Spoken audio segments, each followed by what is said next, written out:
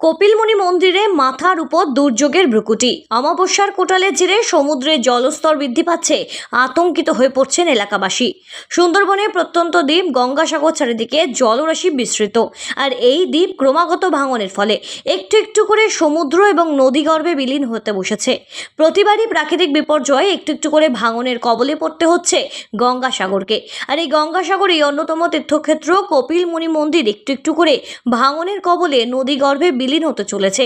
প্রশাসনের পক্ষ থেকে নদী ভাঙন রাখার জন্য যে সকল পদক্ষেপ নেওয়া হয়েছে, সেই সকল পদক্ষেপ বিফলে যাচ্ছে তা বলা বাহুল্য। সম্প্রতি ঘূর্ণিঝড় শক্তিতে গঙ্গাসাগরের এই সমুদ্র সৈকতে বেশ কিছু জায়গায় নদীবাঁধ ভেঙে গিয়েছে। এমনকি তীর্থক্ষেত্র কপিলমুনি মন্দিরের সামনে যে সমুদ্র বাঁধ রয়েছে, সেই সমুদ্র বাঁধেও ফাটল দেখা দিয়েছে। স্থানীয় ব্লক প্রশাসনের পক্ষ থেকে যুদ্ধকালীন তৎপরতায় সেই সময় বাঁধ মেরামতির কাজ চালানো হলেও আবারও কিন্তু সেই গঙ্গাসাগরের আকাশ দুর্যোগের ভ্রুকুটি। অমাবস্যার কোটাল এবং সাথে ফারাক্কা এবং বিভিন্ন জলাধার থেকে জল ছাড়ার ফলে সমুদ্রের জলস্তর যেন ক্রমশই বৃদ্ধি পাচ্ছে। অমাবস্যার কোটালের জেরে আরও জলস্তর বৃদ্ধি হবে সমুদ্রে, এবং সমুদ্রের জলস্তর বৃদ্ধি হলে এই কপিলমুনি প্রাঙ্গণ চত্বর প্লাবিত হতে যাবে। এমনকি ক্ষতিগ্রস্ত হবে গঙ্গাসাগরের বহু ব্যবসায়ীরা। অমাবস্যার কোটালে জোয়ারের সময় জলস্তর বৃদ্ধির কথা মাথায় রেখে ব্লক প্রশাসনের পক্ষ থেকে যুদ্ধকালীন সমুদ্র বাঁধ মেরামত করার কাজও চালানো হচ্ছে।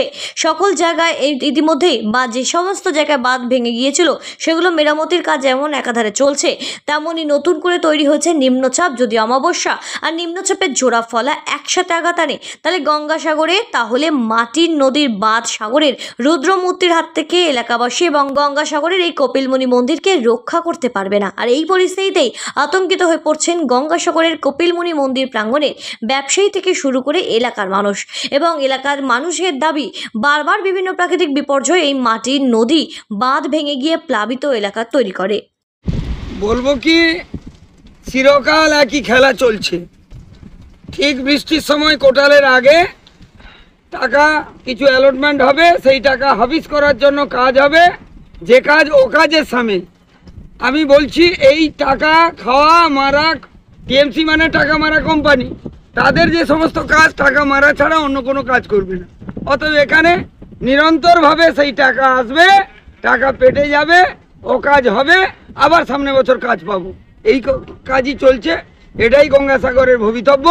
গঙ্গাসাগর আগামী দিনে থাকবে কিনা সেটাই একটা বড় প্রশ্ন চিহ্ন করি।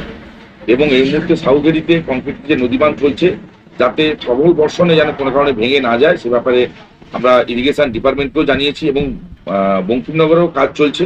এবং ইমিডিয়েট আমরা মুড়িগঙ্গায় নদীবাঁধ কিছুটা দুর্বল আছে, মুড়িগঙ্গায় ইরিগেশন ডিপার্টমেন্ট জানিয়েছে যে এজেন্সিকে নামিয়েছে কাজ করতে। শুধু একটা মাত্র জায়গা, নরহরিপুরের দোকান গোড়ার কাছে, ওখানে নদীবাঁধটা কিছুটা ধস নেমেছে, আমরা খবর পেয়েছি।